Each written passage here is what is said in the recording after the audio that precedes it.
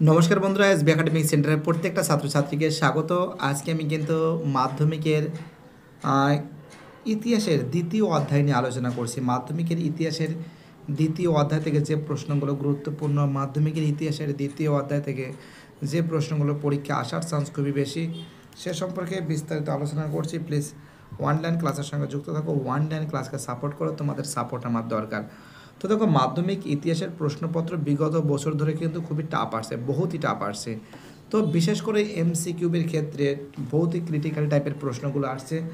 একমাত্র SB academic centre আছে যারা সম্পূর্ণরূপে সমগ্র ওয়েস্ট বেঙ্গলের মধ্যে একদম সম্পূর্ণরূপে টু দ্য পয়েন্ট বিস্তারিত আলোচনা করে, একমাত্র এসবি একাডেমিক সেন্টার। তো দেখো, অনেকে করতে পারে, বাট আমি বলতে পারি ধরবো আর উড়াবো।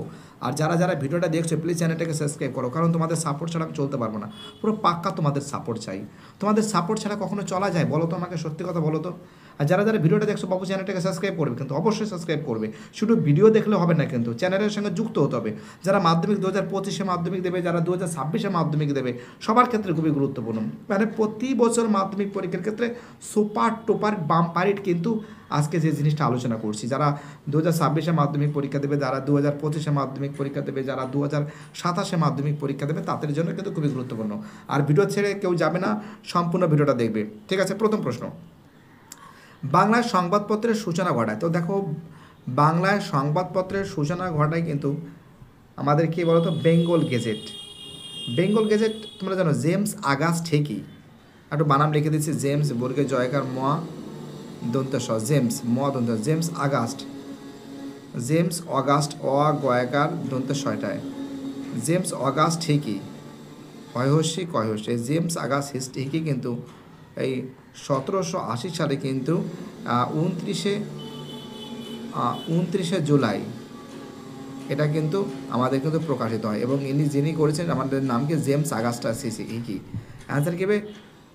বেঙ্গল গেজেট। ঠিক আছে, ঠিক আছে, কী বলছে বুঝতে পারছো? খুবই ইম্পর্টেন্ট প্রশ্ন, খুবই ভাইটাল প্রশ্ন। তোমরা কেউ অনলাইন ছেড়ে যাবে না, সবাই কিন্তু অ্যান্সার দেবে। আমি খুব সুন্দর করে তোমাদের সামনে আলোচনা করছি, সম্পূর্ণ ভিডিওটা তোমরা দেখবে। এসবি একাডেমিক সেন্টার কখনো হার মানে না, একদম লড়াই হবে, একদম লড়াই হবে, পুরো পাক্কা গ্যারান্টি কাছে। কেউ যাবে না অনলাইন থেকে, কেউ যাবে না। এসবি একাডেমিক সেন্টার থেকে অনলাইন ক্লাস করাচ্ছে, কোনো গল্প নয়, অঙ্ক হবে ব্যাস। যেমন ডায়লগ সেমন তার পড়াশোনার স্টাইল, সেরকম হতে হবে। চলো পরের প্রশ্ন নেক্সট প্রশ্ন। এই আর একটা প্রশ্ন, যে সমাজচর দর্পণ দর্পণ ছিল, সমাজচর দর্পণ। তো দেখো, এই যে সমাজচর দর্পণ ছিল কিন্তু কি বলেছে, ব্রাহ্মণদের মুখপাত্র না, ব্রাহ্মণদের মুখপাত্র হবে না। তারপরে কি বলেছে, ইয়ং বেঙ্গলদের মুখপাত্র না, ইয়ং বেঙ্গলদের মুখপাত্র কেন, ইয়ং বেঙ্গলদের মুখপাত্র ছিল এথেনিয়াম, ছিল এথেনিয়াম, পার্থে, ঠিক আছে, পার্থেনিয়াম, এ সমস্ত ছিল ইয়ং বেঙ্গল, যারা ডিরোজিও এবং নবগোপাল, ডিরোজিও আছে, প্যারিচাঁদ মিত্র আছে, ঠিক আছে, রামতনু লাহিড়ী আছে, এর সঙ্গে ডিরোজিওর অনুগামীগুলো ছিল। সেটা এখানে কিন্তু এথেনিয়াম পার্থেনিয়ামটা ছিল। ঠিক আছে, আর আর এখানে কিন্তু ইয়ং বেঙ্গলদের হবে না, ব্রাহ্মণদের মুখপাত্র, সমাজ সংস্কারের মুখপাত্র হবে না, এরা সমাজ এমন কোনো কিছু করেনি। রক্ষণশীলদের মুখপাত্র কী হবে? এইটা কী ছিল? রক্ষণশীলদের মুখপাত্র হবে। এর অ্যান্সার হবে রক্ষণশীলদের মুখপাত্র। ঠিক আছে, একদম সরাসরি লাইভ ক্লাস চলছে, একদম যাবে না কেউ, অনলাইনে থাকবে।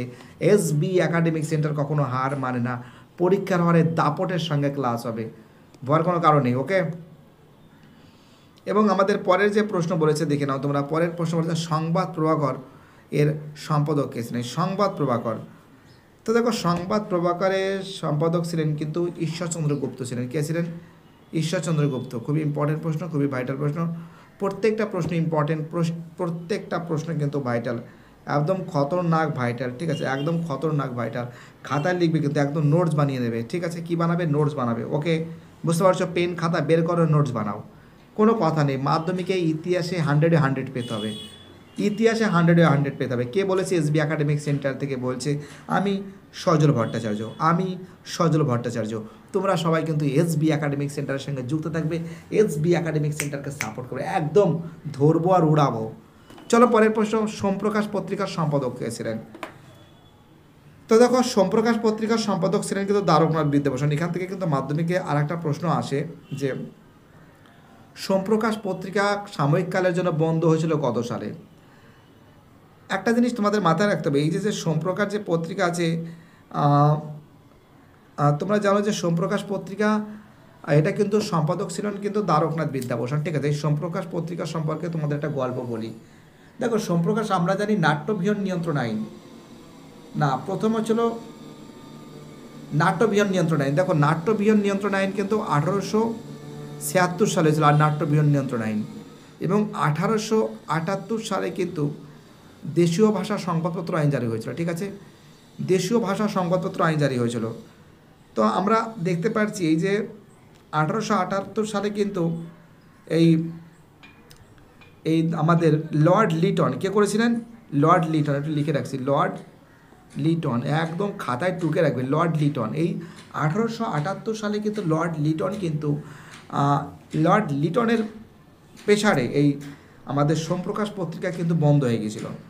ঠিক আছে, দ্বারকনাথ এই আত্মসম্মানের বিরুদ্ধে কিন্তু আন্দোলন করেছিলেন যে কেন এই পত্রিকা বন্ধ হয়েছিল। 1 বছরের বেশি কিন্তু সোমপ্রকাশ পত্রিকা কিন্তু বন্ধ হয়েছিল। আর এই সোমপ্রকাশ পত্রিকার সম্পাদক ছিলেন কিন্তু দ্বারকনাথ বিদ্যাভূষণ। ঠিক আছে, কী বলতে বুঝতে পারছো? এবং এটা কিন্তু আমরা দেখতে পাচ্ছি যে 1876 সালে যখন নাট্যবিহন নিয়ন্ত্রণ আইন পাস হয়, এবং 1800 একটু কালার পরিবর্তন করি, কালারগুলো নিলে একটু ভালো করে বোঝাতে পারবো, এবং 1878 সালে কিন্তু লর্ড লিটনের কিন্তু আমাদের কিন্তু দেশীয় ভাষা সংবাদপত্র আইন জারি করা হয়, যেখানে কিন্তু আমরা দেখতে পারি যে সোমপ্রকাশ পত্রিকা কিন্তু বন্ধ হয়েছিল 1 বছরের জন্য, এবং দ্বারকনাথ বিদ্যাভূষণ কিন্তু এর বিরুদ্ধে কিন্তু লড়াই করেছিল। ঠিক আছে, বুঝতে পারছো কী বলছি? চলো ধরবো আর উড়াবো। পরের প্রশ্ন 5 দেখে প্রশ্ন, বামাবধিনী পত্রিকা প্রথম প্রকাশিত হয়। তো দেখো এই যে আর একটা প্রশ্ন হচ্ছে বামাবধিনী পত্রিকা, খুবই ইম্পর্টেন্ট প্রশ্ন। বামাবধিনী পত্রিকা খুবই ইম্পর্টেন্ট প্রশ্ন, খুবই ভাইটাল প্রশ্ন। বামাবধিনী পত্রিকা প্রকাশিত হয়, তো তোমরা জানো বামাবধিনী পত্রিকা 1863 সালে প্রকাশিত হয়। কত সালে প্রকাশিত, একটু কালার পরিবর্তন করি, ভালো বোঝা যাচ্ছে না। 1863 সালে কিন্তু বামাবধিনী পত্রিকা প্রকাশিত হয়। ঠিক আছে, এবং এই বামা শব্দের অর্থ হলো সমগ্র নারী। বামা শব্দের অর্থ কি? বামা শব্দের অর্থ হলো সমগ্র নারী। কি? সমগ্র নারী। বামা শব্দের অর্থ হলো সমগ্র নারী। ওকে, আর এই বামাবধিনী পত্রিকার সম্পাদক কে ছিলেন? উমেশ চন্দ্র দত্ত। এটাও টুকে রাখবে, উমেশ চন্দ্র দত্ত।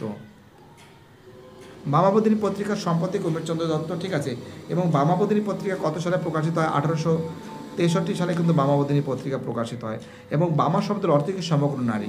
এখান থেকে কিন্তু তোমাদের কিন্তু পরীক্ষা দেবে। আর বামাবধিনী কিন্তু কোন পত্রিকা? মাসিক পত্রিকা। মাসিক পত্রিকা, একদম যা বলেছি এর ভিতর থেকে আসবে। খাতায় নোটস বানাবে, কিন্তু প্রথমে লিখবে বামাবধিনী পত্রিকার সম্পাদককে উমেশ চন্দ্র দত্ত, বানাম লিখে দিয়েছি। বামাবধিনী পত্রিকা কত সালে প্রকাশিত হয়? 1863 সালে প্রকাশিত হয়। ঠিক আছে, কত সালে প্রকাশিত হয়? 1863 সালে প্রকাশিত হয়। বামাবধিনী পত্রিকাটা মাসিক পত্রিকা। বামা শব্দের অর্থ হলো সমগ্র নারী। ঠিক আছে, একটা প্রশ্নের মধ্যে কিন্তু অনেকগুলো প্রশ্ন কিন্তু নিয়ে কিন্তু তোমাদের সঙ্গে কিন্তু আমি ডিসকাস করেছি। ঠিক আছে, কী বলছি বুঝতে পারছো? ডিসকাস করেছি। চলো আমাদের পরের প্রশ্ন দেখা যাক। একদম এসবি একাডেমিক সেন্টারের ছাত্রছাত্রীরা কখনো হার মানে না, একদম বুকের পাটায় দম লাগিয়ে পরীক্ষার হলে লড়াই হবে, একদম ধরবো আর উড়াবো, গুরু কাঁপাবো। তো পরীক্ষার মাধ্যমিক হলের বোর্ড কাঁপবে, মানে কাঁপবে মানে মারপিটের কাঁপা না, পরীক্ষার হলে খাতার পেনের লড়াইকে বলা হয়, লড়াইকে বলা হয়। ঠিক আছে, কী বলছি বুঝতে পারছো?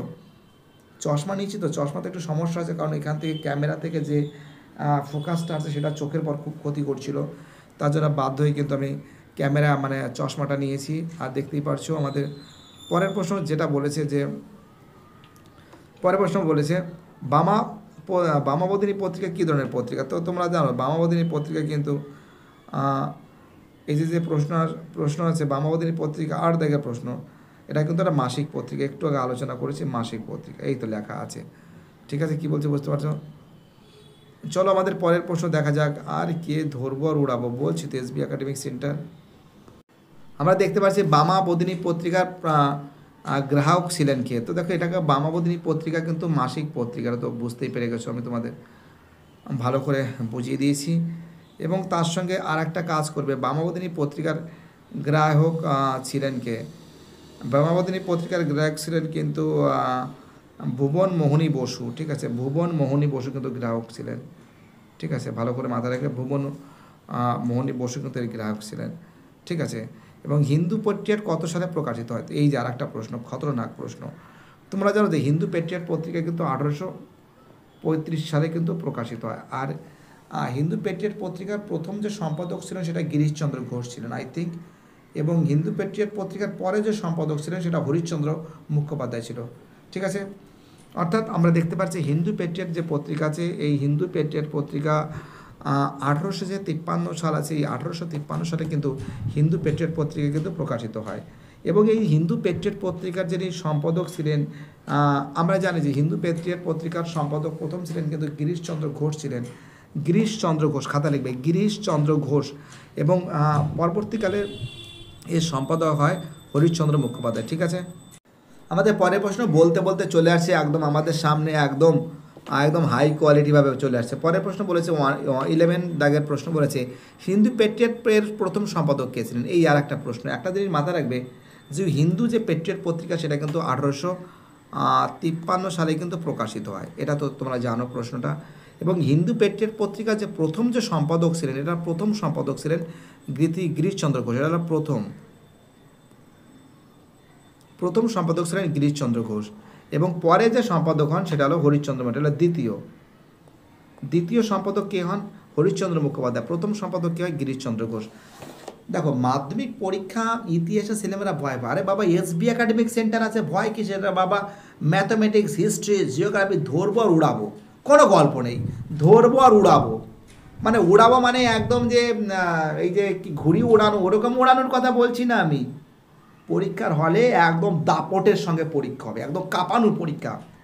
মানে কোশ্চেন পেপার ধরবো আর স্যার কোশ্চেন দেবে, ঘন্টা খানিকের মধ্যে পরীক্ষা শেষ, এরকমভাবে পড়াশোনা করতে হবে, একদম এরকমভাবে পড়াশোনা করতে হবে। এসবি একাডেমিক সেন্টার যখন বলেছে ওটাই হবে, একদম। সজল ভট্টাচার্য, খুব শীঘ্র তোমাদের সঙ্গে আমার দেখা হবে, একদম পুরো পাক্কা গ্যারান্টি দিয়ে বলতে পারি, খুব শীঘ্র তোমাদের সঙ্গে আমি দেখা হবে। আমি যত সম্ভব দুর্গাপুর থেকে শুরু করে তারপরে তোমাদের নামটা কী আছে, আমাদের নবদ্বীপে কিছু যাওয়ার কথা আছে, ছাত্রদের সঙ্গে দেখা করার কথা আছে, তারপরে আমাদের গড়িয়া থেকে শুরু করে তারপরে আমাদের শান্তিনিকেতনে অভিক আছে, অভিক ভাইয়ের সঙ্গে আমার দেখা করার অনেকটা ব্যাপার আছে, অনেক জায়গায় যাওয়ার কথা আছে, দেখা যাক। যাওয়ার আগে ভালো করে পড়াশুনো করতে হবে, তারপরে যাব। ওকে, চলো পরে বেটা। হিন্দু পেট্রিয়ট পত্রিকা চলেছিল, এই আর একটা প্রশ্ন, বাম্পারের প্রশ্ন, 71 বছর। কত বছর চলেছিল? একদম চোখ বন্ধ করে 71 বছর। চলো পরে প্রশ্ন, 13 থেকে প্রশ্ন, হিন্দু পেট্রিয়ট বিশেষ ভূমিকা নিয়েছিল। দেখো হিন্দু পেট্রিয়ট পত্রিকা যে বিশেষ যে ভূমিকা নিয়েছিল এটা কিন্তু নীল বিদ্রোহ, অর্থাৎ হিন্দু পেট্রিয়ট পত্রিকা কিন্তু সবসময়ের জন্য কিন্তু নীল বিদ্রোহকে নিয়ে কিন্তু বিস্তারিত আলোচনা করেছে। হিন্দু পেট্রিয়ট পত্রিকা কী নিয়ে আলোচনা করেছে? হিন্দু পেট্রিয়ট পত্রিকা কিন্তু নীল বিদ্রোহ নিয়ে কিন্তু আলোচনা করছে। ওকে, কী বলছে বুঝতে পারছো? একদম ধরবো আর উড়াবো, উড়িয়ে গুড়িয়ে দেবো, কোনো প্রশ্ন ছাড়বো না, মাধ্যমিকে সব লিখে আসবো। এসবি একাডেমিক সেন্টার যা বলে তা করে। ঠিক আছে,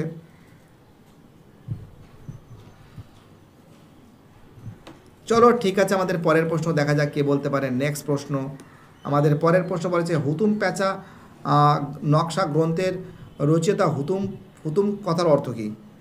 তো দেখো এই যে হুতুম প্যাঁচা নকশা, ঠিক আছে, এই একটা প্রশ্ন আছে তোমাদের। একটা জিনিস মাথায় রাখবে যে হুতুম প্যাঁচা নকশা গ্রন্থের রচয়িতা হুতুম, অর্থাৎ এটা কিন্তু কালীপ্রসন্ন সিংয়ের।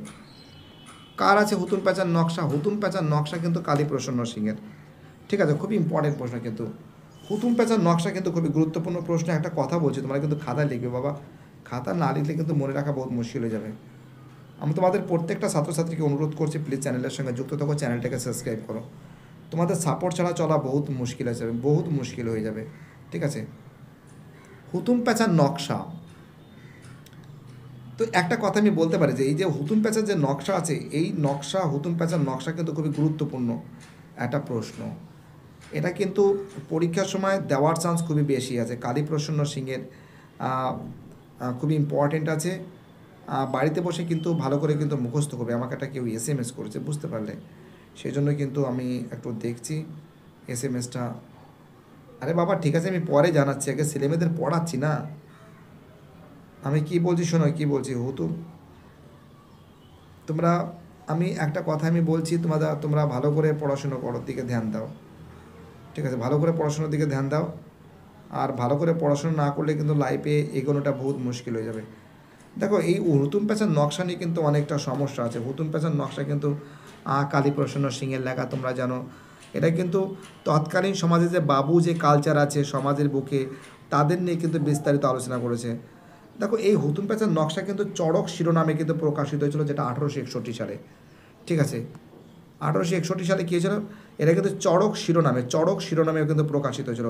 এবং এটি কিন্তু 1863 সালে প্রথম ভাগ এবং 1864 সালে, অর্থাৎ এই হুতুম প্যাঁচার নকশা এটা চড়ক, ঠিক আছে, ঠিক আছে, এখানে কিন্তু প্রকাশিত হয়েছিল। ঠিক আছে, আর একটা জিনিস, চড়ক শিরোনামে, চড়ক চ ঢয় শূন্য র আর ক, চড়ক শিরোনামে কিন্তু প্রকাশিত হয়েছিল, বুঝতে পারলে। আর আমরা জানি যে হুতুম প্যাঁচার নকশা কিন্তু দুটো ভাগে ভাগ হয়েছিল। একটা ভাগ কিন্তু 1863 সালে কিন্তু একটা ভাগ প্রকাশিত হয়েছিল, প্রথম ভাগ। আর একটা হয়েছিল 1864 সালে কিন্তু দ্বিতীয় ভাগ কিন্তু প্রকাশিত হয়েছিল। ঠিক আছে, কী বলছে বুঝতে পারছো? একদম ঠিক। প্রথম ভাগ প্রকাশিত হয়েছিল 1863 সালে এবং দ্বিতীয় ভাগ প্রকাশিত হয়েছিল 1864 সালে। ওকে, যাই হোক, অনেক গল্প দিলাম এখান থেকে, একদম বলছি তো। আর একটা প্রশ্ন, আমাদের নেক্সট প্রশ্ন, হুতুম প্যাঁচার নকশা প্রতিপাদ্য বিষয় কি? এই একটা জিনিস তোমাদের আমি বারবার করে বোঝাচ্ছি যে দেখো, বাড়িতে বসে কিন্তু পড়াশোনা করাটা খুবই জরুরি আছে। এই যে প্রশ্নটা বলেছে, প্রশ্নটা কিন্তু খতরনাক প্রশ্ন আছে। দেখো আমরা জানি যে হুতুম প্যাঁচার নকশার প্রতিপাদ্য বিষয় হলো শহরের কলকাতার নাগরিক জীবন। শহরে যারা আছে তাদের কিন্তু বাবু কালচার, তাদের যে বাবু কালচার, তাদের পর কিন্তু এটা করা হয়েছিল হুতুম প্যাঁচার নকশা। চলো পরে বেটা, হরিশ্চন্দ্র মুখোপাধ্যায় মারা যান, এই আর একটা ইম্পর্টেন্ট প্রশ্ন। হরিশ্চন্দ্র মুখোপাধ্যায় মারা যায় খুব অল্প বয়সে, জানো, খুবই দুঃখ লাগে। হরিশ্চন্দ্র মুখোপাধ্যায়, ঠিক আছে, এবং হরিশ্চন্দ্র মুখোপাধ্যায় মারা যায় কিন্তু 37 বছর বয়সে, মাত্র 37 বছর বয়সে কিন্তু তিনি মারা যান। ঠিক আছে, মাত্র 37 বছর বয়সে মারা যান। খুবই খারাপ লাগে, সত্যি বলছি খুবই খারাপ লাগে যে তিনি এত অল্প বয়সে মারা যান কী করে। চলো পরের প্রশ্ন, আমাদের পরের প্রশ্ন বলেছে নীল দর্পণ নাটক রচনা করেন। এই যে আর একটা প্রশ্ন, এই প্রশ্ন নিয়ে কিন্তু ছেলেমেয়েরা, তোমার খাতা পেন ধরো, যা বলছি মন দিয়ে শোনো। এসবি একাডেমিক সেন্টার কী বলছে ভালো করে শোনো, খাতা পেন ধরো, এখানে পয়েন্ট আউট করো। দেখো, নীল দর্পণ নাটক রচনা করেন কিন্তু মধুসূদন দত্ত। নীল দর্পণ নাটক রচনা করেন কে? মধুসূদন দত্ত। এটা কিন্তু রচনা করেন মধুসূদন দত্ত। আর এই যে হরিশ্চন্দ্র, আমাদের যে আর একটা জিনিস, না সরি, এই রে আমারই ভুল হয়েছে, সরি কী বলো, সরি, কোনো কিছু মনে করো না প্লিজ, কোনো কিছু মনে করো না। নীলদর্পণ নাটক রচনা করেন দীনবন্ধু মিত্র। দীনবন্ধু মিত্র কিন্তু নীলদর্পণ নাটকটা রচনা করেন। এই মধুসূদন দত্ত কিন্তু নীলদর্পণ নাটকটাকে কিন্তু ইংরেজিতে লিখেছিলেন। ঠিক আছে, এবং এই প্রকাশিত হয়েছিল জেমস লং সাহেবের নামে। কার নামে প্রকাশিত হয়েছিল? জেমস লং সাহেবের নামে। ঠিক আছে, এবং এই জেমস লং সাহেবের কিন্তু কারাদণ্ড হয়েছিল। অর্থাৎ যদি পরীক্ষা দেয় যে নীল দর্পণ নাটকটা কার লেখা, তোমরা কি লিখবে? দীনবন্ধু মিত্র। নীল দর্পণ নাটকটা কার লেখা? দীনবন্ধু মিত্রের লেখা। ঠিক আছে, ভালো করে শোনো। এবং এই আর নীল দর্পণ নাটক ইংরেজিতে কে লিখেছেন? নীল দর্পণ নাটক ইংরেজিতে লিখেছেন কিন্তু মধুসূদন দত্ত। এবং যার নামে প্রকাশিত হয়েছিল সেটা কিন্তু জেমস লং সাহেবের নামে প্রকাশিত হয়েছিল। ঠিক আছে, কী বলছে বুঝতে পারছো? একদম আশা করি তোমাদের সমস্যা হবে না, যা বুঝিয়ে দিয়েছি। আর একটা জিনিস আমি কেটে দিচ্ছি, তো আর একটা জিনিস বোঝানোর ব্যাপার আছে। সেটা কি বলতো, আমরা জানি যে এই নীল দর্পণ নাটক কিন্তু দীনবন্ধু মিত্রের লেখা, এবং ইংরেজিতে লিখেছেন কিন্তু মধুসূদন দত্ত, এবং প্রকাশিত হয়েছিল কিন্তু জেমস লং সাহেবের নামে, যার জন্য কিন্তু জেমস লং সাহেবের কিন্তু কারাদণ্ড হয়েছিল।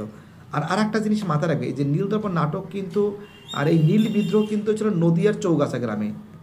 নদিয়ার কোথায়? নদিয়ার চৌগাছা। এই নদিয়ার চৌগাছা গ্রামে কিন্তু নীল বিদ্রোহ প্রথম হয়েছিল। এবং এই নীল বিদ্রোহ হয়েছিল কিন্তু 1859 সালে, এটাও লিখে রাখবে। 1859 সালে কিন্তু নদিয়াতে প্রথম বিদ্রোহ হয়েছিল, মানে নীল বিদ্রোহ 1859 সালে হয়েছিল, আর নদিয়ার চৌগাছা গ্রামে। আর একটা জিনিস মাথায় রাখবে যে নীল বিদ্রোহের দুজন নেতার নাম কি, তোমরা এখানে লিখে রাখো, পয়েন্ট আউট করে রাখো। নীল বিদ্রোহের দুজন নেতার নাম হলো বিষ্ণুচরণ বিশ্বাস,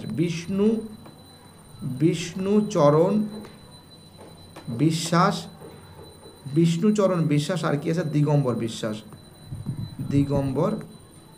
বিশ্বাস। এই দুজন কিন্তু গুরুত্বপূর্ণ ভূমিকা পালন করেছিল নীল বিদ্রোহের নেতা, এবং বাংলার ওয়াট টাইলার বলা হয়। খাতায় লিখবে কিন্তু বাবা, বসলে হবে না, এসবি একাডেমিক সেন্টার অনলাইনে চলে আসছে, কোনো গল্প নেই, শুধু পড়া হবে, কোনো গল্প হবে না, শুধু পড়া হবে। ওকে, নীলদর্পণ নাটক আমরা দেখতে পাচ্ছি। নীলদর্পণ নাটক এটা কিন্তু এই যে নাটকটা আছে এটা কিন্তু খুবই গুরুত্বপূর্ণ, এবং এই নীল বিদ্রোহের দুজন নেতার নাম হলো বিষ্ণুচরণ বিশ্বাস আর দিগম্বর বিশ্বাস। এদের কী বলা হয়? বাংলার ওয়ার্ড টাইলার বলা হয়। চলো ঠিক আছে,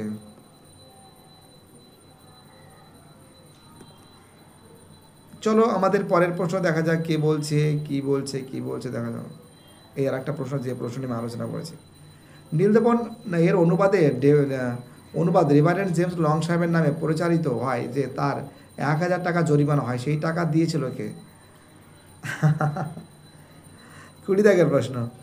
সেই টাকা দিয়েছিল কিন্তু কালীপ্রসন্ন সিং দিয়েছিল।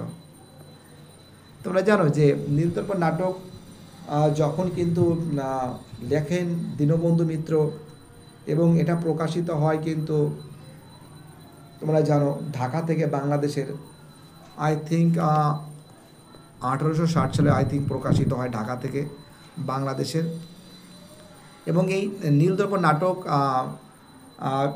মানে প্রকাশিত হয়েছিল জেমস লং সাহেবের নামে, যার জন্য কিন্তু জেমস লং সাহেবকে কিন্তু কারাদণ্ড দেওয়া হয়েছিল, এবং এই কারাদণ্ডের হাত থেকে বাঁচিয়েছিল কিন্তু আমাদের কে বলতো, আমাদের কিন্তু বাঁচিয়েছিল কিন্তু কালীপ্রসন্ন সিং, তাকে মুক্ত করেছিল, এবং 1000 টাকার বিনিময়। ঠিক আছে, পরের প্রশ্ন 21 দাগের প্রশ্ন, দীনবন্ধু মিত্র ছিলেন, এই আর একটা প্রশ্ন, খুবই গুরুত্বপূর্ণ প্রশ্ন। তখন দীনবন্ধু মিত্র ছিলেন কিন্তু এখানে যেটা তোমরা বুঝতে পারছো, এখানে ইংরেজ সরকারের কর্মচারী, আই থিঙ্ক তোমরা এটাই লিখবে যে দীনবন্ধু মিত্র ছিলেন সরকারি কর্মচারী। হ্যাঁ ঠিকই বলেছি, ব্যবসায়ী তিনি ছিলেন না, সরকারি কর্মচারী ছিলেন। কী হবে? সরকারি কর্মচারী ছিলেন। চলো আজকে ইতিহাসের একদম উড়াবো, একদম যা দেব ধরে উড়িয়ে দেবো। চলো পরের প্রশ্ন, গ্রামবার্তা প্রকাশিত হয়। তো গ্রামবার্তা প্রকাশিত হয় খুবই ইম্পর্টেন্ট প্রশ্ন, কিন্তু তোমরা জানো একটা কথা তোমাদের মাথায় রাখবে যে মাধ্যমিকের প্রশ্নগুলো কিন্তু খুবই গুরুত্বপূর্ণ প্রশ্ন। আমরা দেখতে পাচ্ছি যে মাধ্যমিকের বিগত কয়েক বছর ধরে কিন্তু মাধ্যমিকের প্রশ্ন কিন্তু খুবই একটু কঠিন আসছে, আর এর হাত থেকে বাঁচার জন্য কিন্তু তোমাদের কিন্তু ভালো করে পড়াশোনা করা দরকার। দাঁড়া SMS করেছে একটা ছাত্র, তার অ্যান্সারটাকে দিই, দাঁড়া এক সেকেন্ড।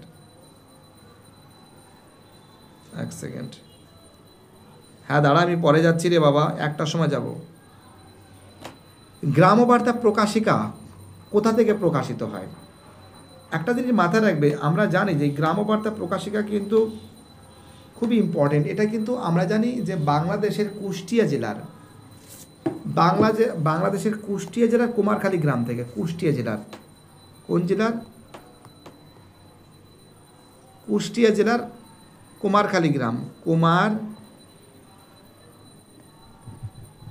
গ্রাম, বাংলাদেশের কুষ্টিয়া জেলার কুমারখালী গ্রাম থেকে 1863 সালে কিন্তু এই গ্রামবার্তা প্রকাশিকা প্রকাশিত হয়, এবং এর সম্পাদক ছিলেন কিন্তু হরিনাথ মজুমদার। ঠিক আছে, কী বলছি বুঝতে পারছো? অর্থাৎ আমরা দেখতে পাচ্ছি যে এই যে গ্রামবার্তা যে প্রকাশিকা আছে, সেই গ্রামবার্তা প্রকাশিকার এটা কিন্তু প্রকাশিত হয় কিন্তু কুষ্টিয়া জেলা থেকে। ঠিক আছে, কুষ্টিয়া জেলার কুমারখালী গ্রাম, দেখো আমি বানাম লিখে দিয়েছি, কুমারখালী গ্রাম, 1863 সালে। অর্থাৎ তোমাদের একটা জিনিস মাথায় রাখতে হবে যে এই যে গ্রামবার্তা প্রকাশিকা যে পত্রিকা আছে, এই পত্রিকার মাধ্যমে কিন্তু আমাদের গ্রামের মানুষের, সাধারণ গ্রামের মানুষের দুঃখ, কষ্ট, ব্যথা, বেদনা কথা কিন্তু উল্লেখ করেছেন। ঠিক আছে, এবং এই যে এটাকে কিন্তু হরিনাথ মজুমদারকে কিন্তু কাঙাল হরিনাথ বলা হতো। হরিনাথ মজুমদারকে কী বলা হতো? হরিনাথ মজুমদারকে কিন্তু কাঙাল হরিনাথ বলা হতো। অর্থাৎ এই হরিনাথ মজুমদারকে কী বলা হতো? কিন্তু কাঙাল হরিনাথ। ওকে, কী বলছি বুঝতে পারছো?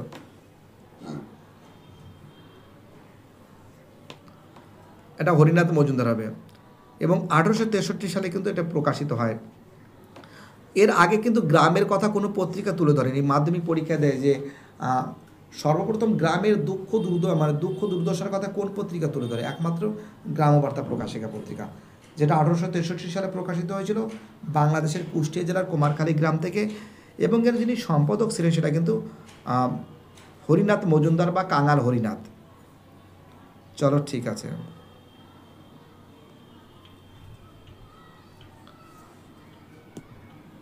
এখানে আর একটা প্রশ্ন দেখছি, প্রাচ্য শিক্ষা কাকে বলে? দেখো প্রাচ্য শিক্ষা মানে কি? প্রাচ্য শিক্ষা মানে এই প্রথাগত যে আমাদের যে শিক্ষা আছে, অর্থাৎ আমাদের যে শিক্ষা আছে এই শিক্ষাকে বলে প্রাচ্য শিক্ষা, যেখানে বাংলা মাধ্যমের শিক্ষাকে বলা হয় প্রাচ্য শিক্ষা। অর্থাৎ এই যে দেশীয় যে শিক্ষা আছে এই দেশীয় শিক্ষাকে বলা হয় প্রাচ্য শিক্ষা। ঠিক আছে, কী বলছে বুঝতে পারছো? অর্থাৎ এই যে 24 থেকে যে প্রশ্ন হচ্ছে প্রথাগত দেশীয় শিক্ষা, এই যে প্রথাগত যে দেশীয় যে শিক্ষা আছে এটাকে বলে প্রাচ্য শিক্ষা। আর যদি বলে পাশ্চাত্য শিক্ষা কাকে বলে? ইংরেজি শিক্ষা।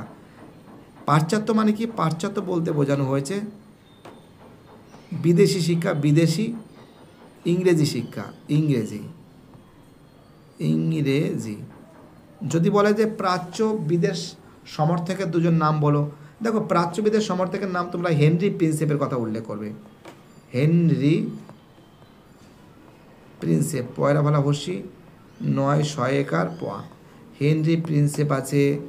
ঠিক আছে, স্যার উইলিয়াম জোন্স আছে, বর্গের জয়কার 9 6 জোন্স আছে। আর পাশ্চাত্যের মধ্যে কে ছিল? পাশ্চাত্যের মধ্যে তোমরা উল্লেখ করতে পারো যে মেকলে। মেকলে কিন্তু এই পাশ্চাত্য শিক্ষাকে সমর্থন করেছিল। পাশ্চাত্য শিক্ষা বলতে বোঝানো হচ্ছে বিদেশি শিক্ষা, ইংরেজি শিক্ষা। টমাস ব্যাবিংটন মেকলে ছিল, রামমোহন রায় ছিল। এই রামমোহন রায় কিন্তু এই পাশ্চাত্য শিক্ষাকে কিন্তু সমর্থন করেছিলেন। আর প্রাচ্য শিক্ষা বলতে বোঝানো হচ্ছে প্রথাগত আমাদের দেশীয় শিক্ষা, বাংলা শিক্ষা, এর সমর্থন করেছিল Henry princess, sir William Jones, এরা কিন্তু সমর্থন করেছিল। যাই হোক, পরের প্রশ্ন, আমাদের নেক্সট প্রশ্ন দেখা যাক। আজকে তো বলছি ধরে উড়িয়ে দেবো। আমাদের পরের প্রশ্ন বলেছে, আমাদের পরের যে প্রশ্ন বলেছে, আমাদের পরের প্রশ্ন বলেছে 25 দাগের প্রশ্ন, যে সরকার সংস্কৃত কলেজ। তো দেখে এটা তো সবাই জানে, 1824 সালে, 1824 সালে কিন্তু সরকার কিন্তু সংস্কৃত কলেজ প্রতিষ্ঠা করেন। পরের প্রশ্ন, এশিয়াটিক সোসাইটি জন প্রতিষ্ঠা করেন। তো দেখো এশিয়াটিক সোসাইটি প্রতিষ্ঠিত করেন স্যার উইলিয়াম জোন্স 1784, একটু লিখে রাখবে 1784 সালে। ঠিক আছে, স্যার উইলিয়াম জোন্স কিন্তু 1784 সালে কিন্তু এশিয়াটিক সোসাইটি প্রতিষ্ঠা করেন। এশিয়াটিক সোসাইটিকে প্রতিষ্ঠা করেন, এশিয়াটিক সোসাইটি প্রতিষ্ঠা করেন কিন্তু স্যার উইলিয়াম জোন্স। ঠিক আছে, কী বলছি বুঝতে পারছো? স্যার উইলিয়াম জোন্স কী করেছেন? স্যার উইলিয়াম জোন্স কিন্তু এশিয়াটিক সোসাইটি প্রতিষ্ঠা করেন। প্রত্যেকটা প্রশ্ন ইম্পর্টেন্ট, প্রত্যেকটা প্রশ্ন ভাইটাল। যে সমস্ত ছাত্রছাত্রীরা অনলাইন ক্লাসের সঙ্গে যুক্ত, যারা অনলাইন ক্লাসকে সাপোর্ট করছে, যাদের সাপোর্ট আমি পাচ্ছি, আমি প্রত্যেকটা ছেলেমেয়েকে অনুরোধ করছি প্লিজ চ্যানেলের সঙ্গে যুক্ত থাকো, চ্যানেলটাকে সাবস্ক্রাইব করো। তোমাদের সাপোর্ট চাই, কারণ তোমাদের সাপোর্ট ছাড়া এসবি একাডেমিক সেন্টার কখনো চলতে পারে না। এসবি একাডেমিক সেন্টার একটা শিক্ষা প্রতিষ্ঠান, যেখানে প্রত্যেকটা ছেলেমেয়েরা সরাসরি অনলাইনের মাধ্যমে ক্লাস হয়।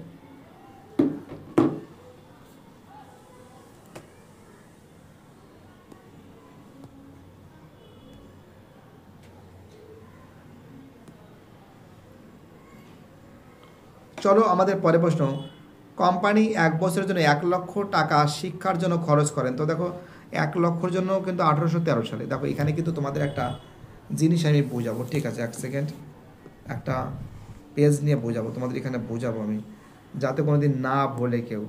ওকে, একটা সিস্টেম বোঝাবো এখানে। ওকে, এখানে একটু আমি বোঝাতে চাই তোমাদের, একটু জিনিস বোঝাতে, রেগুলেটিং অ্যাক্টটা বোঝাতে চাই। দেখো রেগুলেটিং অ্যাক্টের সিস্টেমটা বোঝাচ্ছি, একটু মাথায় টুকে রাখবে, একটু মাথায় রাখবে, খাতায় রাখবে। রেগুলেটিং অ্যাক্ট কিন্তু হয়েছিল 1773 সালে কিন্তু প্রথম অ্যাক্ট হয়েছিল। তার 20 বছর পরে হয়েছিল 1793 সালে। তার 20 বছর পরে হয়েছিল 1813 সালে। তারপরে 20 বছর পরে হয়েছিল 1833 সালে। তার 20 বছর পরে হয়েছিল 1853 সালে। এখন এই যে 1853 সালে, এর ভিতর থেকে এই যে 1813 আসে, এই 1813 সালে কিন্তু আমরা দেখতে পারি যে ভারতে রেগুলেটিং অ্যাক্টের মাধ্যমে ভারতবর্ষে শিক্ষাক্ষেত্রে কিন্তু 1 লক্ষ টাকা বরাদ্দ করা হয়েছিল। 1 লক্ষ টাকা বরাদ্দ করা হয়েছিল। ঠিক আছে, বরাদ্দ। ঠিক আছে, 1813 সালে কিন্তু 1 লক্ষ টাকা বরাদ্দ করা হয়েছিল শিক্ষাক্ষেত্রে। এখান থেকে কোশ্চেনটা এখানে দিয়েছে। আর এখান থেকে আরেকটা প্রশ্ন আছে, প্রথম রেগুলেটিং অ্যাক্ট কত সালে পাস হয়? 1773 সালে। এই একটা কোশ্চেন এখান থেকে ইম্পর্টেন্ট আছে। আর আমাদের তৃতীয় রেগুলেটিং অ্যাক্টের মাধ্যমে কিন্তু ভারতবর্ষের শিক্ষাক্ষেত্রে কিন্তু 1 লক্ষ টাকা বরাদ্দ করা হয়। এবং 1833 সালে রেগুলেটিং অ্যাক্ট আছে, ঠিকানার সঙ্গে আরেকটা +2 করে দিই, এই 1835 সালে, ওকে, এই আরেকটা ইম্পর্টেন্ট ডেট, এই 1835 সালে কিন্তু মেকলে মিনিট প্রকাশিত হয়। অর্থাৎ টমাস বেবিংটন মেকলে ভারতবর্ষে প্রাচ্য শিক্ষা এবং পাশ্চাত্য শিক্ষা ঝামেলা মীমাংসার জন্য কিন্তু এই মেকলে আসে ভারতবর্ষে। তিনি কিন্তু এই 1853 সালে কিন্তু তিনি কিন্তু এই মেকলে মিনিটের মাধ্যমে কিন্তু প্রাচ্য এবং পাশ্চাত্যের দ্বন্দ্বের অবসান ঘটান এবং ভারতবর্ষের শিক্ষাক্ষেত্রে পাশ্চাত্য শিক্ষাকে তিনি সমর্থন করেন। 1835 সালে তিনি শিক্ষাক্ষেত্রে যে নির্দেশনামা দান করেছিলেন তাকে মেকলে মিনিট বলে। ওকে, পুরো ধরে মুছে সাফ করে দিয়েছি, ঠিক আছে। তো মোটামুটি তোমাদের আমি বোঝানোর চেষ্টা করছি, যতটা পেরেছি বুঝিয়েছি। চলো আমাদের পরের প্রশ্ন দেখা যাক কে বলতে পারে। ঠিক আছে, পরের প্রশ্ন বলেছে 28 জায়গার প্রশ্ন, জেনারেল কমিটি অফ পাবলিক ইনস্ট্রাকশনের জনশিক্ষা কমিটি গঠিত হয়। তো দেখো, জনশিক্ষা কমিটি কিন্তু 1823 সালে গঠন করা হয়,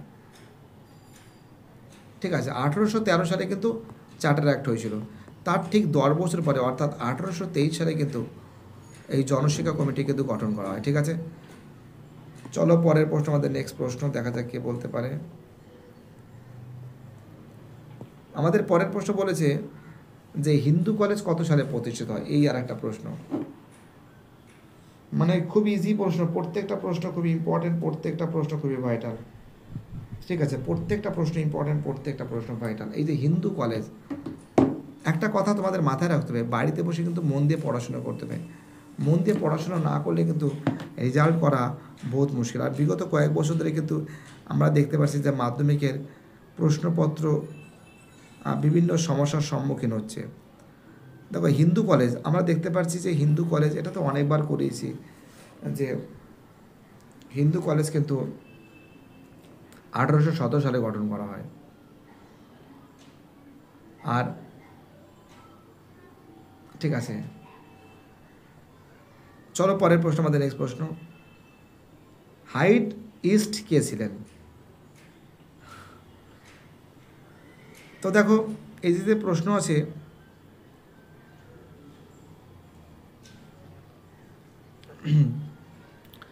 সুপ্রিম কোর্টের বিচারপতি, আর একটা জিনিস মাথায় রাখবে যে সুপ্রিম কোর্টের বিচারপতি ছিলেন ভারতবর্ষের থেকে ছিলেন sir Eliza Impey, sir Eliza Impey, ঠিক আছে। ভারতবর্ষের প্রথম যে সুপ্রিম কোর্টের বিচারপতি ছিলেন স্যার এলিজা ইম্পে।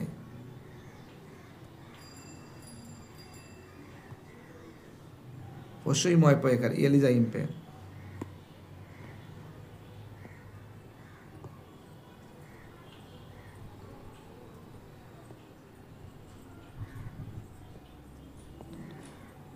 চলো পরের প্রশ্ন, আমাদের নেক্সট প্রশ্ন, আমাদের পরের প্রশ্ন বলেছে 31 জায়গার প্রশ্ন, আলেকজান্ডার ডাফ প্রতিষ্ঠা করেন।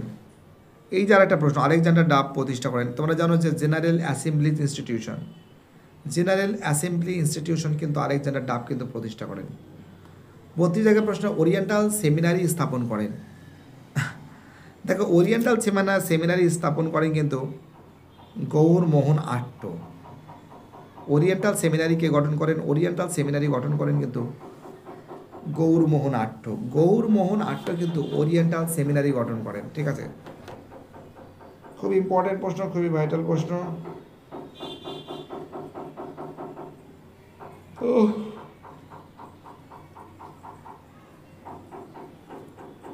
ঠিক আছে, চলো এবার আমি পরের পেজটা সলভ করাবো, ঠিক আছে। আমাদের পরের প্রশ্ন বলেছে কলকাতা বিশ্ববিদ্যালয়ে প্রথম উপাচার্য কে ছিলেন। এই আর একটা প্রশ্ন, আমি কিন্তু অনেকবার করিয়েছি, এটা তোমাদের পারা উচিত, এটা তোমাদের পারা উচিত, খুবই ইম্পর্টেন্ট প্রশ্ন, কিন্তু খুবই ভাইটাল প্রশ্ন আমি করেছি। কলকাতা বিশ্ববিদ্যালয়ের প্রথম উপাচার্য কে ছিলেন? একটা জিনিস মাথায় রাখবে যে কলকাতা বিশ্ববিদ্যালয়ের প্রথম উপাচার্য ছিলেন কিন্তু জেমস উইলিয়াম কোলভিন ছিলেন, ঠিক আছে। জেমস উইলিয়াম কোলভিন ছিলেন কিন্তু কলকাতা বিশ্ববিদ্যালয়ের প্রথম উপাচার্য। আর আরেকটা জিনিস আমাদের মাথায় রাখবেন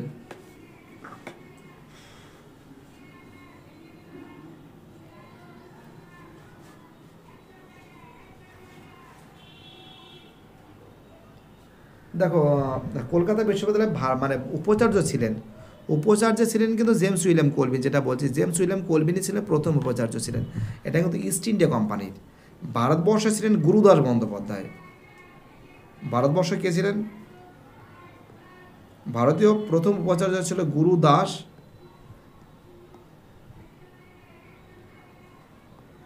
বন্দ্যোপাধ্যায়।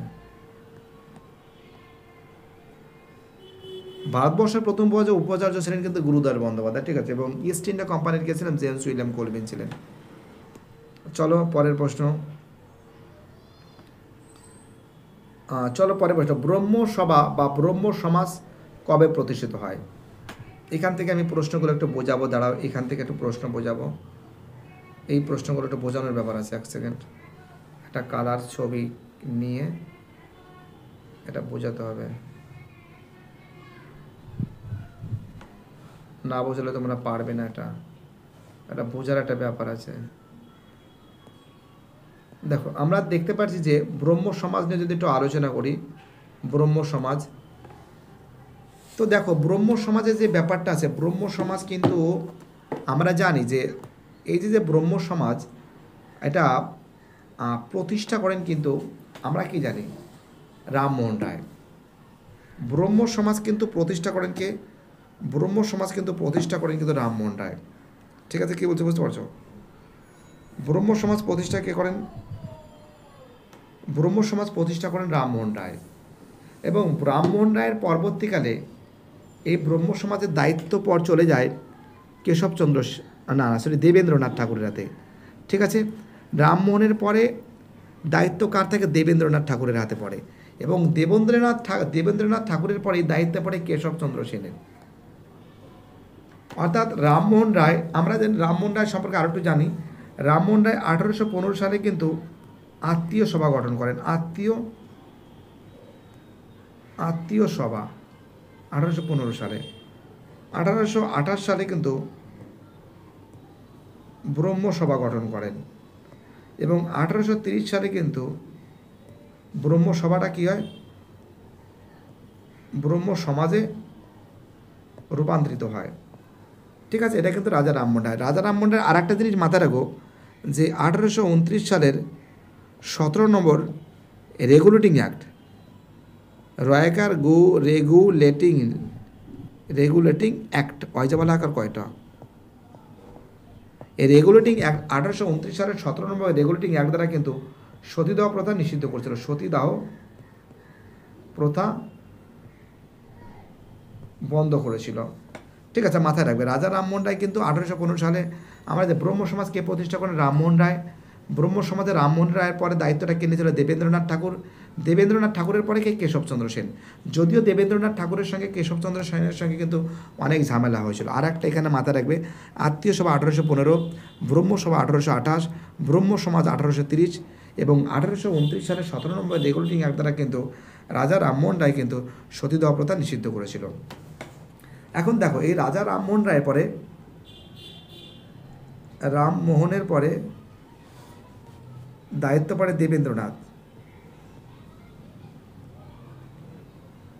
দেবেন্দ্রনাথের পরে কে? কেশবচন্দ্র সেন। কেশবচন্দ্র সেন। একটা জিনিস মাথায় রাখবে, এই যে কেশবচন্দ্র সেন কিন্তু খুব ভালো দায়িত্ব পালন করেছিল। এই সময় নৈশ বিদ্যালয় স্থাপন করা হয়েছিল, 3 আইন পাশ করা হয়েছিল, কিন্তু কেশবচন্দ্র সেন কিন্তু ভালো কাজ করেছিল। এবং দেবেন্দ্রনাথ ঠাকুর কিন্তু কেশবচন্দ্র সেনকে ভালোবেসে নাম দিয়েছিল ব্রহ্মানন্দ নাম দিয়েছিল। কেশবচন্দ্র সেন দিয়েছিল। কাকে দিয়েছিল? না, দেবেন্দ্রনাথ ঠাকুর দিয়েছিল কেশবচন্দ্র সেনকে ভালো নাম দিয়েছিল ব্রহ্মানন্দ, যে নামটা কিন্তু রাজা রামমোহন রায়ও নিতে পারেনি, দেবেন্দ্রনাথ ঠাকুরও নিতে পারেনি। কিন্তু কেশবচন্দ্র সেনের সময় কিন্তু একটা আইন পাশ হয়েছিল, 3 আইন।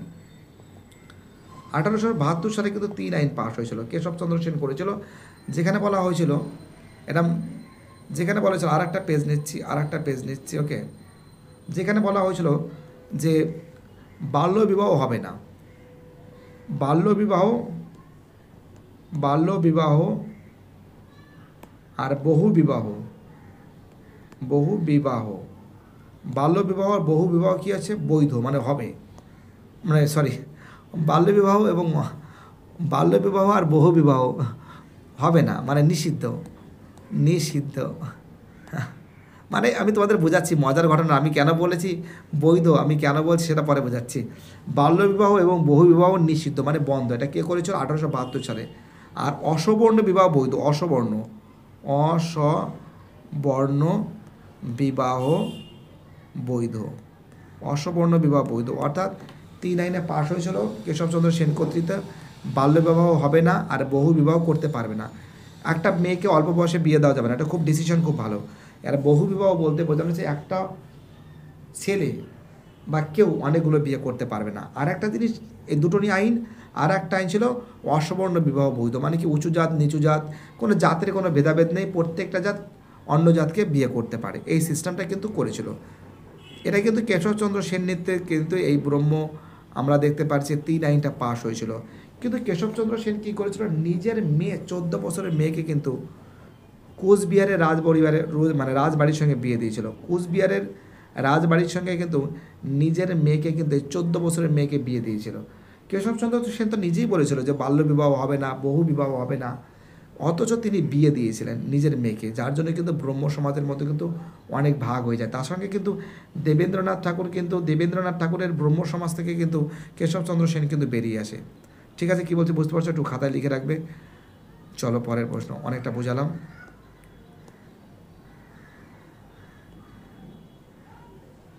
পরের যে প্রশ্ন বলেছে যে ভারতবর্ষে ব্রহ্ম সমাজ কে প্রতিষ্ঠা করেন, 46 দাগের প্রশ্ন। তো দেখো 46 দাগের যে প্রশ্ন বলেছে এটা তো তোমাদের বারবার করে বলছি, কেশবচন্দ্র সেন, একটু আগে বুঝিয়েছি ভারতবর্ষে ব্রহ্ম সমাজ গঠন করেন কেশবচন্দ্র সেন। পড়বে না, কলকাতা শহরে সতীদাহ প্রথা নিষিদ্ধ হয়। দেখো কলকাতা শহরে একটা জিনিস মাথায় রাখবে, আমরা জানি যে সতীদাহ প্রথা কিন্তু নিষিদ্ধ হয় কিন্তু 1829 সালে 17 নম্বর রেগুলেটিং অ্যাক্ট দ্বারা কিন্তু রাজা রামমোহন রায় কিন্তু নিষিদ্ধ করেন। কিন্তু এখানে যে প্রশ্ন বলেছে যে কলকাতা শহরে, দেখো এই কোশ্চেনটা নিয়ে একটু ডাউট আছে, কলকাতা শহরে কত সালে সতীদাহ প্রথা নিষিদ্ধ? কলকাতা শহরে অনেক আগে হয়েছিল, 1811 সালে হয়। তো এই টাইপের কোশ্চেন আসে না, ঠিক আছে, মাধ্যমিকে। তো এই কোশ্চেনটা আমি দেখলাম, নতুন একটা কোশ্চেন দেখলাম, ভালো লাগলো। এইসব মজার কোশ্চেন দিয়ে খুব খুশির খবর। তো দেখো সতীদাহ প্রথা নিষিদ্ধ করেছিলেন, এ তো সবাই জানে। কী হবে? Lord William Bentinck.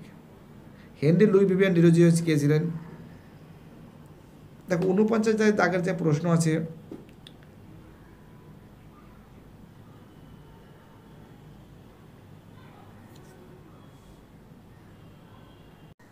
তো দেখো এর অ্যান্সার হবে কিন্তু হেনরি লুই ভিভিয়ান ডিরোজিও ছিলেন কিন্তু ইউরেশিয়ার।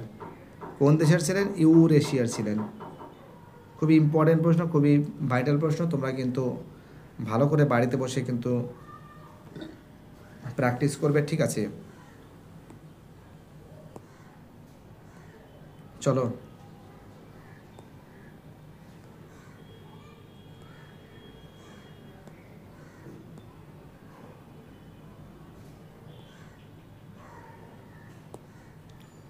চলো পরের প্রশ্ন কি বলেছে দেখা যাক। একাডেমিক অ্যাসোসিয়েশন প্রতিষ্ঠা করেন। একটা জিনিস মাথায় রাখবে সবসময়ের জন্য, যে মাধ্যমিকের ইতিহাস প্রশ্ন খুবই কিন্তু কোশ্চেনগুলো ঠান্ডা মাথায় করতে। একাডেমিক অ্যাসোসিয়েশন কে করবে আর ডিরোজিও ছাড়া? পরের প্রশ্ন, বিধবা বিবাহ আইন পাশ হয়। তো দেখো বিধবা আইন যেটা পাশ হয়েছিল সেটা কিন্তু 1856 সালে ঈশ্বরচন্দ্র বিদ্যাসাগর গুরুত্বপূর্ণ ভূমিকা পালন করেছিল, এবং এটা কিন্তু লর্ড ক্যানিংয়ের সময় হয়েছিল। আইন পাসটা করেছিল লর্ড ক্যানিং। চলো ঠিক আছে, খুব সুন্দর অ্যান্সার দিয়েছে প্রত্যেকটা ছেলে, একদম ফাটাফাটি অ্যান্সার দিয়েছে, পুরো কাঁপিয়ে দিচ্ছে পরীক্ষার হালকাভাবে।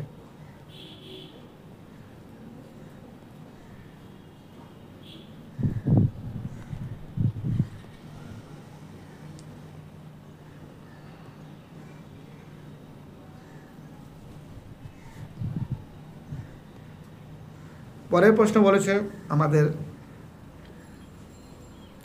হাজী মোহাম্মদ জন্মগ্রহণ করেন। হাজী মোহাম্মদ জন্মগ্রহণ করেন কিন্তু তোমরা জানো হুগলি জেলায়। শ্রীকৃষ্ণের প্রকৃত নাম কী ছিল? সরি, শ্রীকৃষ্ণ কেন, শ্রীরামকৃষ্ণ। যাই হোক, কৃষ্ণেরই তো অবতার। তোমরা যারা গদাধর চট্টোপাধ্যায়। লালন ফকির কে ছিলেন? একটা আধ্যাত্মিক একজন সাধক। সব লোকে কয় লালন কি কয় সংসারে, খাঁচার ভিতর অচিন পাখি কেমনে উড়ে যায়। তো দেখ, একটা কথা বলতে হবে না, গান পারি না জানো তো, আমি গান কোনো কিছু পারি না, গান টান কোনো কিছু পারি না, কিন্তু কি বলবো আর বলো তো। তোমরা যদি গান পারো তো খুবই ভালো, আমি তো গান বাবা পারি না ভালো। খাঁচার ভিতর অচিন পাখি, তাকে ধরতে না পারলে মনোজটি দিতাম পাখির পায় কেমনে আসে যায়। ঠিক আছে, মিলন হবে কত দিনে, এই একটা গানটা আমার মনের মানুষেরই সঙ্গে, এই গানটাও কিন্তু ফাটাফাটি গান। যাই বলবে কিনা, আমার এই বাউল গানটা খুবই ভালো লাগে। বাউল গান গেতে পারি না আমি গানগুলো, কিন্তু বাউল গানগুলো ও পুরো মাইন্ড পুরো মানে ফ্রেশ হয়ে যায়, গানগুলো শুনলে খুব খুব ভালো লাগে, হেভি হেভি লাগে। 1893 এই বাউল গান দীর্ঘদিন ধরে চলে আসছে, কিন্তু সবার মনে কিন্তু জায়গা কেড়ে নিয়ে মানে জায়গা নিয়ে নিয়েছে বাউল গানগুলো। তুমি যাই বলবে কিনা, আমাদের যত মডার্ন স্টাইলের যে গানগুলো আছে সেই গানগুলো বেশি দিন থাকে না, একদিন না একদিন শেষ হয়ে যায়, তার অস্তিত্ব শেষ হয়ে যায়। কিন্তু এই বাউল গানের অস্তিত্ব কোনো দিন শেষ হবে না, একদম চলবে যুগ যুগ ধরে। 1893 সালে বিশ্বধর্ম সম্মেলন অনুষ্ঠিত হয়েছিল কোথায়? এই আর একটা কোশ্চেন, মার্কিন যুক্তরাষ্ট্রে। মার্কিন যুক্তরাষ্ট্রে কিন্তু শিকাগো শহরে। আর এখানে কিন্তু বিশ্ব ধর্ম সম্মেলনে কিন্তু আমাদের স্বামী বিবেকানন্দ বিবেকানন্দ তিনি কিন্তু হিন্দু ধর্ম কিন্তু প্রচার করেছিলেন, স্বামী বিবেকানন্দ। ঠিক আছে, শিকাগো শহরে আমেরিকা যুক্তরাষ্ট্রে। সেটা কত সাল? 1893 সালে।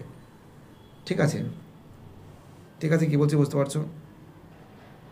আমি আর একটা জিনিস তোমাদের আমি বোঝাতে যাচ্ছি। দেখো, আমরা জানি যে আমাদের যে কলকাতা মেডিকেল কলেজ, এই কলকাতার মেডিকেল কলেজ, ঠিক আছে, কলকাতা মেডিকেল কলেজ কিন্তু প্রতিষ্ঠিত হয় কিন্তু 1835 সালে। ঠিক আছে, কিন্তু এই কলকাতা মেডিকেল কলেজ 1835 সালে যখন তৈরি হয়, তখন এই কলকাতা মেডিকেল কলেজে কিন্তু অনেক ঝামেলা হচ্ছিল। কারণটা কি বলো তো? কলকাতা মেডিকেল কলেজে যে সমস্ত রোগীরা ট্রিটমেন্টের জন্য আসতো তারা কিন্তু মানে মারা যেত, কারণ যে সমস্ত ডাক্তারগুলো ছিল সেই সমস্ত ডাক্তারগুলো কোনো ট্রেনিং ছিল না। আর 1835 সালে কলকাতা মেডিকেল কলেজ তৈরির জন্য কিন্তু মতিলাল শীল লিখে রাখবে, কিন্তু মতিলাল শীল কিন্তু জমিদার করেছিল। 1835 সালে কিন্তু কলকাতা মেডিকেল কলেজ তৈরি হয়। কিন্তু এই যে কলকাতা মেডিকেল কলেজে এত যে রোগী মারা যাচ্ছে, এর সমস্যা মেটানো যাচ্ছে না। এর ফলে 1836 সালে মধুসূদন গুপ্ত কিন্তু কলকাতা মেডিকেল কলেজে সব ব্যবচ্ছেদ করেন। সব ব্যবচ্ছেদটা কী ছিল? সব ব্যবচ্ছেদ বলতে বোঝানো হয়েছে যে সমস্ত রোগীগুলো মারা যাবে তাদের কিন্তু পোস্টমর্টম করতে হবে, অর্থাৎ যে সমস্ত ডাক্তারগুলো আছে সেই ডাক্তারগুলো যদি পোস্টমর্টম শিখে মরা রোগীর পর যদি কাটিং তারপরে সেলাই সব কিছু যদি শেখে, তাহলে যদি ভালো করে ট্রেন্ড হয়ে যায়, শিক্ষা লাভ করে, তাহলে কিন্তু তাদের হাতে কোনো রোগী মরবে না। এর ফলে কিন্তু 1836 সাল আছে কিন্তু সেটা কিন্তু কলকাতা মেডিকেল কলেজে কিন্তু প্রথম কিন্তু সব ব্যবচ্ছেদ করেছিলেন মধুসূদন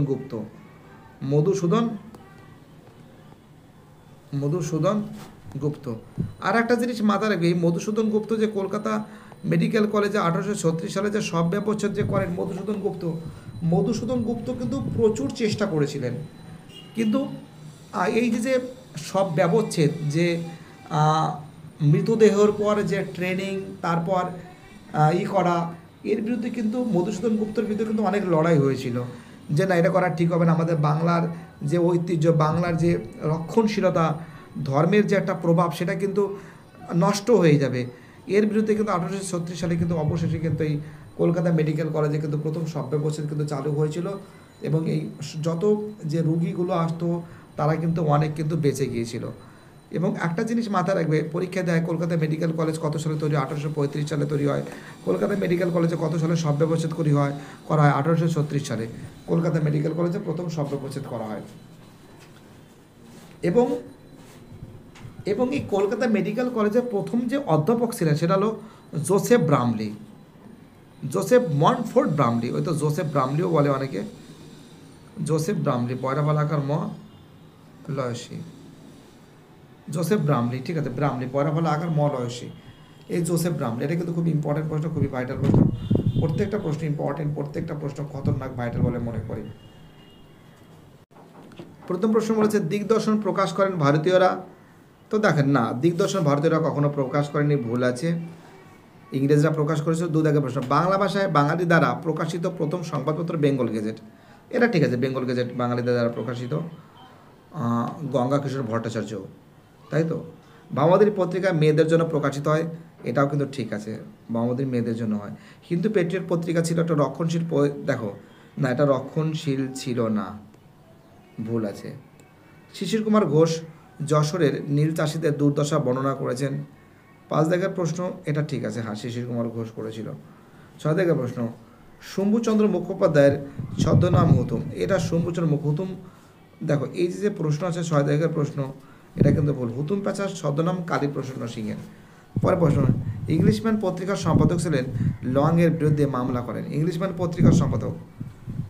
দেখো 7 দাগের যে প্রশ্ন আছে, 7 দাগের প্রশ্ন কিন্তু ঠিক, হ্যাঁ, এই তো করেছিল, মামলা করেছিল, ইংলিশম্যান পত্রিকার সম্পাদক জেমস লং সাহেবের বিরুদ্ধে মামলা হয়েছিল।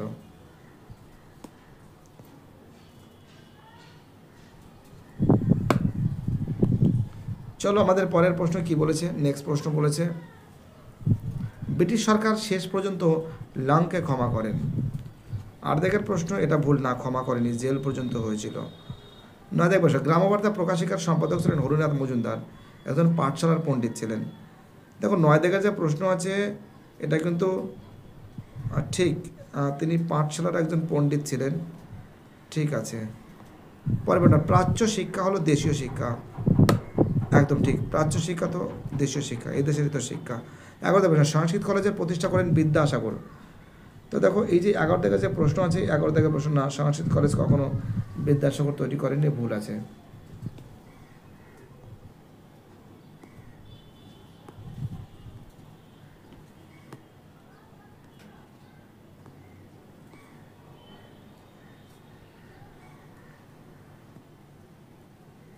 ঠিক আছে,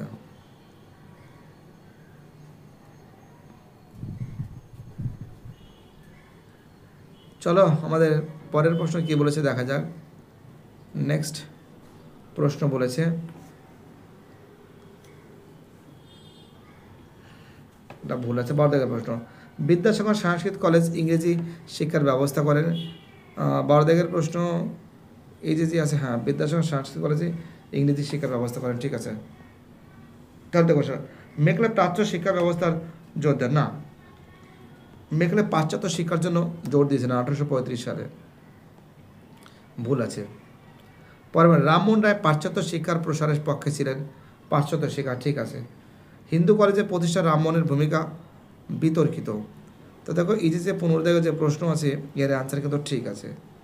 16 দাগের প্রশ্ন, বিচারপতি Hyde East Kolkata school book society প্রতিষ্ঠা করেন।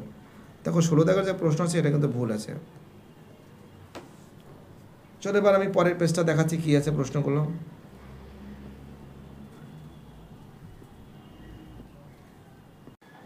পরের প্রশ্ন, বিদ্যাসাগর মোট 35টি বালিকা বিদ্যালয় স্থাপন করেন, এরা ঠিক আছে। রাধাকান্ত দেব রক্ষণশীল হয়েও নারী শিক্ষা সমর্থন করেন, 18 দাগের প্রশ্ন, এটাও ঠিক আছে। ডেভিড ইয়ার ইংল্যান্ডের লোক ছিলেন, 19 দাগের যে প্রশ্ন আছে, এটা ভুল আছে। 20 দাগের প্রশ্ন, 1840 খ্রিস্টাব্দে মেডিকেল কলেজের হাসপাতালে রোগী ভর্তি হয়। দেখো এই যে 20 দাগের যে প্রশ্ন আছে, এটা কিন্তু ভুল আছে। 1835 সালে মেডিকেল কলেজ চালু হয়ে গেছে, তো 1840 এখানে মেডিকেল কলেজে ভর্তি হবে। 21 দাগের প্রশ্ন, সব ব্যবচ্ছেদ করেছিলেন মধুসূদন গুপ্তকে, জাতিচ্যুত হতে হয়।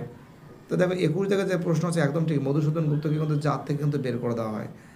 22 দাগের প্রশ্ন, যেটা 1836 সালে কিন্তু কলকাতা মেডিকেল কলেজে প্রথম সৎ ব্যবস্থিত করেন মধুসূদন গুপ্ত। যদি এটা করার ফলে অনেক রোগী বাঁচে, প্রচুর রোগী বাঁচতে শুরু করে, আগে তো মারা যেত, ট্রেনিং ছাড়া রোগীদের ট্রিটমেন্ট করা তো বহুত খারাপ সিস্টেম ছিল। কলকাতা বিশ্ববিদ্যালয়ের প্রথম ভারতীয় উপাচার্য ছিলেন গুরুদাস বন্দ্যোপাধ্যায়। এই যে 22 দাগের যে প্রশ্ন আছে, এটা কিন্তু ঠিক আছে। পরের প্রশ্ন, কেশবচন্দ্র সেনকে ব্রহ্মানন্দ দেন রামমোহন রায়, না, রামমোহন রায় দেয়নি, দেবেন্দ্রনাথ ঠাকুর দেয়। কে দিয়েছিলেন? দেবেন্দ্রনাথ ঠাকুর, এটা মিথ্যা। দেবেন্দ্রনাথ ঠাকুর দিয়েছিলেন। পরে প্রশ্ন 24 থেকে 1829 সালে কোম্পানি প্রথম সতীদাহ নিষিদ্ধ আইন পাশ করেন।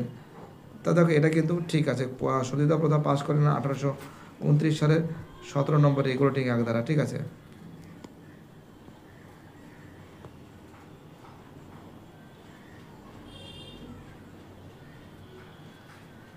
চলো আমাদের পরের প্রশ্ন বলেছে রামমোহন রায় বিতর্কিত রামমোহন রায় কর্তৃক প্রতিষ্ঠিত ব্রহ্ম সমাজ পরবর্তীকালে কয়েকটি ভাগে ভাগ করা হয়। 25 টাকার যে প্রশ্ন আছে এটা কিন্তু ঠিক ভাগই তো হয়ে গেছে, তোমাদের দেখিয়েছিলাম। ডিরোজের অনুগামীরা নববঙ্গ নামে পরিচিত, এটাও ঠিক আছে। রাধাকান্ত দেব সতীদাহ প্রথার বিরোধী ছিলেন। 27 টাকার যে প্রশ্ন আছে এটা কিন্তু ভুল, না বিরোধী ছিলেন না। রাধাকান্ত দেবের বিধবা বিবাহ সমর্থন করেন, রাধাকান্ত দেব বিধবা বিবাহ সমর্থন করেন। 28 টাকার প্রশ্ন এটা ভুল। 29 টাকার প্রশ্ন শ্রীশচন্দ্র বিদ্যারত্ন প্রথম বিধবা করেছিলেন। তো দেখো এই যে 29 টাকার যে প্রশ্ন আছে এটা কিন্তু ঠিক। শ্রীশচন্দ্র না নারায়ণচন্দ্র হবে তো বাবা, এটা বিদ্যারত্ন ঠিক আছে, নারায়ণচন্দ্র এটা ভুল আছে, বুঝতে পারলে একটু বানামে ভুল আছে, সিস্টেম ঠিক আছে, বানামে ভুল আছে। বিজয় কৃষ্ণ গোস্বামী আজীবন ব্রহ্ম ধর্ম পালন করেন। 30 টাকার যে প্রশ্ন আছে এটা কিন্তু ভুল। 30 টাকার আনসার কী হবে, ভুল হবে, ঠিক আছে। চলো পরের প্রশ্ন আমাদের কী বলেছে, এটা কিন্তু ভুল আছে। 30 টাকা বিজয় কৃষ্ণ গোস্বামী আজীবন ব্রহ্মধর্ম পালন করেন। 30 টাকার যে প্রশ্ন আছে এটা ভুল আছে। পরের প্রশ্ন লালন ফকির অকালে মৃত্যুবরণ করেন।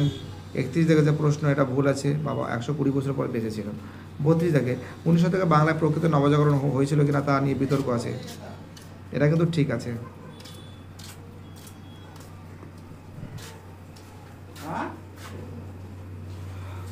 ঠিক আছে, তো দেখতে পাচ্ছি এবার আমি বিবৃতি নিয়ে আলোচনা করছি। বামাবদিনী পত্রিকা প্রগতিশীল ছিল। তো দেখো এই যে ব্যাখ্যাটা, এই ব্যাখ্যাটা কিন্তু হবে কিন্তু 1-এর গ হবে। এই পত্রিকা কুসংস্কার ও সামাজিক কৌতুকতার বিরুদ্ধে ছিল। 2 দেখে হিন্দু পেট্রিয়ট পত্রিকা সরকারের বিষয়ে নজর পড়েছিল। 2-এর অ্যান্সার হবে কিন্তু কয়ের অ্যান্সার হবে, কারণ ব্রিটিশ সরকারের শাসন নীতিতে সমালোচনা করতো। পরিভাষা বিবৃতি হুতুম প্যাঁচার নকশা একটি ব্যঙ্গ সাহিত্য ছিল। তো দেখো এর অ্যান্সার হবে কিন্তু না 3-এর যে অ্যান্সার হবে, এর অ্যান্সার হবে 3-এর অ্যান্সার হবে ঘয়ের অ্যান্সার হবে।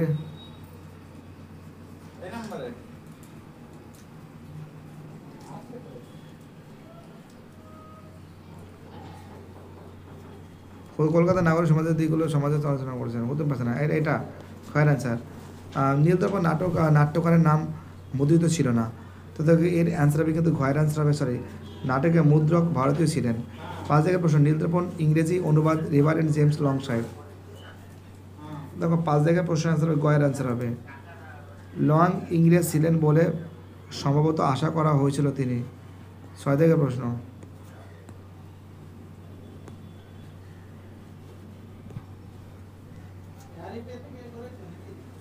বাইরের বছর চলাকালীন গ্রামবার্তা প্রকাশিকা বন্ধ হয়ে যায়। এর 6 থেকে যে প্রশ্ন আছে অ্যান্সার হবে কয়ের অ্যান্সার হবে আর্থিক সংকটের কারণে। তাছাড়া ইস্ট ইন্ডিয়া কোম্পানির একটা চাপ ছিল, বললে তো হয় না। 1878 পর্যন্ত 1878 সালে তো স্বাভাবিকভাবে 1 বছরের জন্য বন্ধ ছিল, কিন্তু 19 শতকে মেয়েদের শিক্ষার হার খুব উঁচু ছিল। 7 থেকে প্রশ্নের অ্যান্সার হবে কয়ের অ্যান্সার হবে অধিকাংশ মানুষ স্ত্রী শিক্ষা বিরোধী ছিলেন। 8 থেকে যে প্রশ্ন আছে অ্যান্সার হবে কিন্তু চিকিৎসা মধুসূদন গুপ্ত জাতিচ্যুত হন, তিনি সব ব্যবচ্ছেদ করেছিলেন এর জন্য, ঠিক আছে।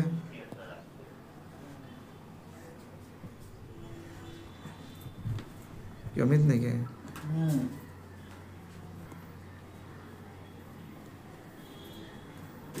আমার হয়ে গেছে, দাঁড়া ব্রহ্ম সমাজ থেকে। হ্যাঁ এত লাইটিং অফ করে দিচ্ছ, কি বলছিস?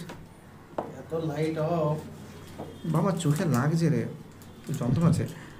ব্রহ্ম সমাজ থেকে বেরিয়ে হ্যাঁ ড্রপ নেই, মাঝে মাঝে ভুলে যাই। কি হলো আমার 10 মিনিটের কাজ আছে। লাইভ করছো নাকি? না না, এটা ভিডিও আমি শো করছি ক্যামেরা। ওরে বাবা, মানে এটা করে একবার রেখে দেবো, নিজে নিজে প্রিমিয়াম হবে। এই নতুন কাজটা শিখেছি, মানে ভিডিও বানিয়ে রেখে দেবো, এরপরে আমি এটাকে রেখে দেবো। আমি না মাঝে মাঝে ভুলে যাই করতে, একদম সেটিং করে দেবেন। নিলেন? এই তো নিলাম তো একটা। একটা না থ্যাংকস। হাজমোলা খাচ্ছিলাম, খাবে নাকি? ওদের বলছি আর আছে নাকি? থাকবে একটু পরে, এটাকে প্রিমিয়াম করে দেবো, মানে এটা যেটা চলতে থাকে। নিজে নিজে চলবে। এই কাজটা আমি জানতাম না, এই কাল বাদে শিখেছি। এতে বেশি ভালো হবে, এটা নোটিফিকেশন যাবে ভালো।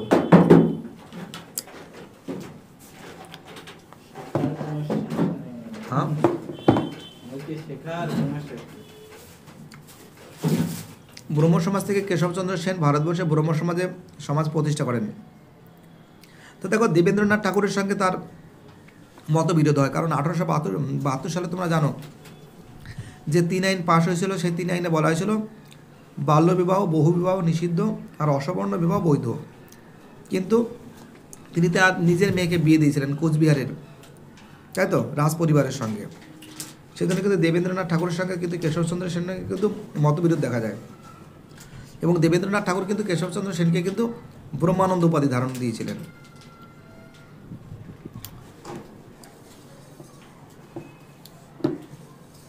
পরের প্রশ্ন, ডিরোজিও হিন্দু কলেজ ত্যাগ করেন। তো দেখো, এই প্রশ্নটা নিয়ে অনেক ঝামেলা আছে, কারণ ডিরোজিওকে কিন্তু হিন্দু কলেজ থেকে কিন্তু বেরও করে দেওয়া হয়েছিল, অনেকগুলো ঝামেলা আছে। কারণ তিনি হিন্দু ধর্মের রক্ষণশীলতার বিরুদ্ধে কিন্তু প্রতিবাদ করেছিলেন। এবং সবথেকে আর একটা বড় ব্যাপার, তিনি কিন্তু তাকে সাময়িক কালের জন্য সাসপেন্ড করা হয়েছিল, কিন্তু ডিরোজিও কিন্তু কিন্তু অসুস্থ হয়ে কিন্তু মারা যায়, কিন্তু কলেজ থেকে একদম চাকরি থেকে বের করে দেওয়া হয়নি। তিনি ত্যাগ করেছিলেন কিন্তু মারা যায়, আমার মতে এটা হওয়া উচিত। 11 থেকে প্রশ্ন, বিধবা বিবাহ আইন পাশ হয়, বিধবা বিবাহ তেমন প্রচলিত হয়নি। এটা কি করা যায়?